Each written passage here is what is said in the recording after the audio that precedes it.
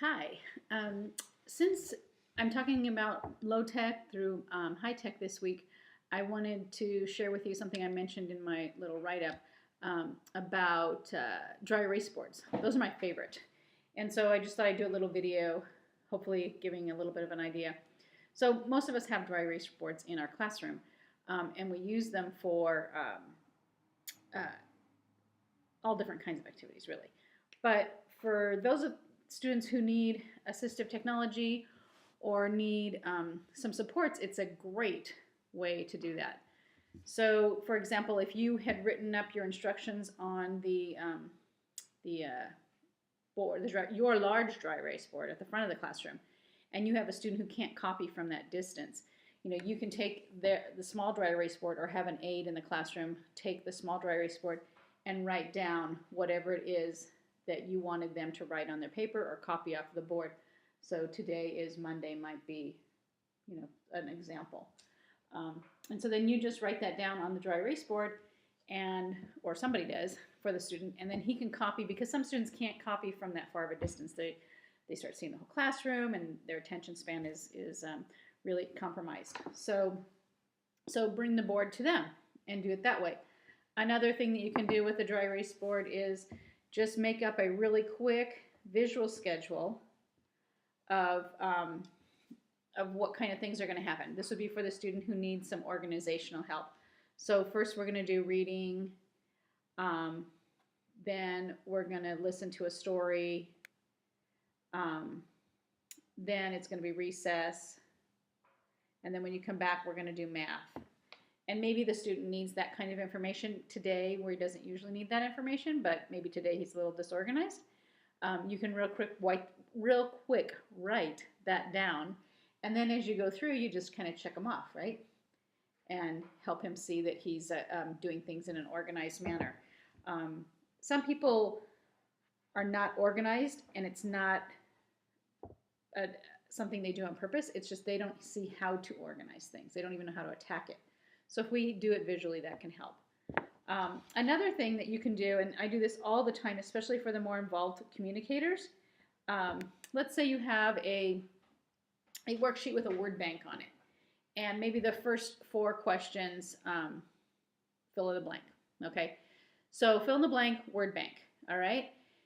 You can take, or the aide can take and put down 4 choices. So let's say you were talking about your vocabulary words for the week, and maybe one was rain, and one was hop, and one was, I'm just making these up, bathroom, I don't know, I'm not creative today, and one was Thanksgiving, okay?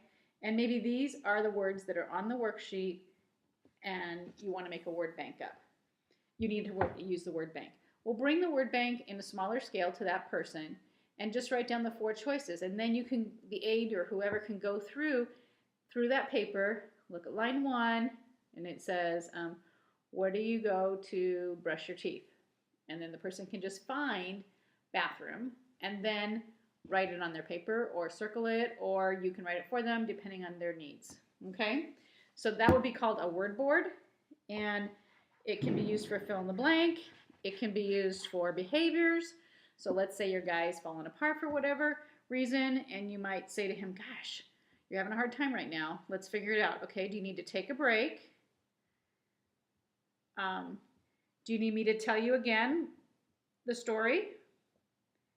Do you need me to sit down and help you?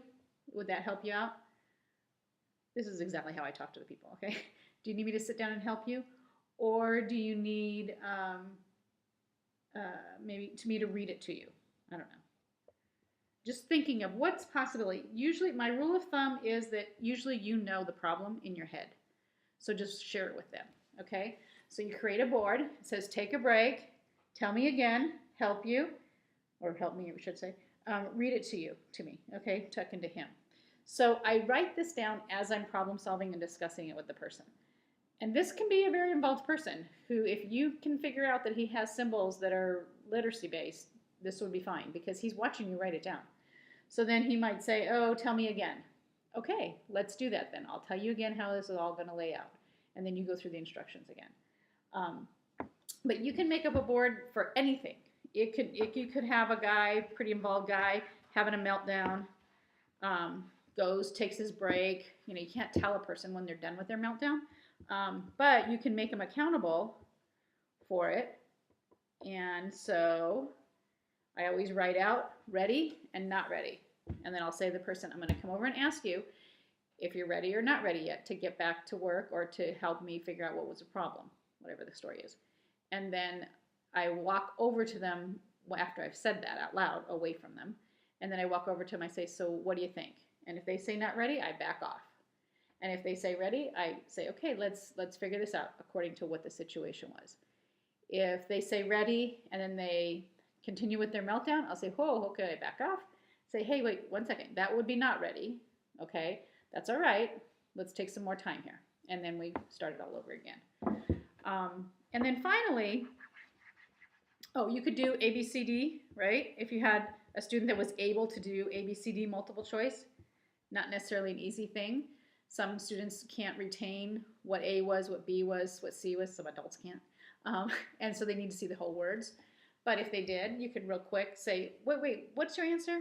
C. Oh, okay, let's circle C then. Okay, so if they plan it out away from the activity, sometimes that helps. And then finally, math, okay? So you could, let's say you're trying to do computation. You could do a dry erase board. Let's see. And just put down some math problems, some basic math problems for your whatever's on the worksheet. Taking it off of the worksheet can help with the visual processing. And then you just kind of write down the answers that are possible, however many choices that person can handle. Okay? And then you say, okay, let's just do number 1. Okay, it was 4 plus 3. Which one's the answer? And then he touches 7, and he can write it or whatever, or write it on his paper, it doesn't matter. 6 plus 2, oh, I needed 8, okay, 8. 1 plus 1, 2, okay. So the dry erase board, you can do whatever you need to do. If you don't have a person that understands these more two-dimensional, I mean, not all two-dimensional, but more iconic kind of symbols like words and literacy and numbers and stuff, then draw a little stick person, okay? So did you want to sit down in the chair? Like this is you sitting in the chair right here, okay? Or would you rather sit on a square on the floor like your friends? What do you think? Which one do you want to do? Okay, it doesn't have to be fancy. You're talking about it as you're drawing it. So it works out just fine, okay?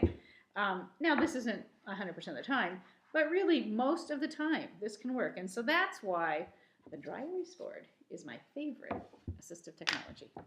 Thanks.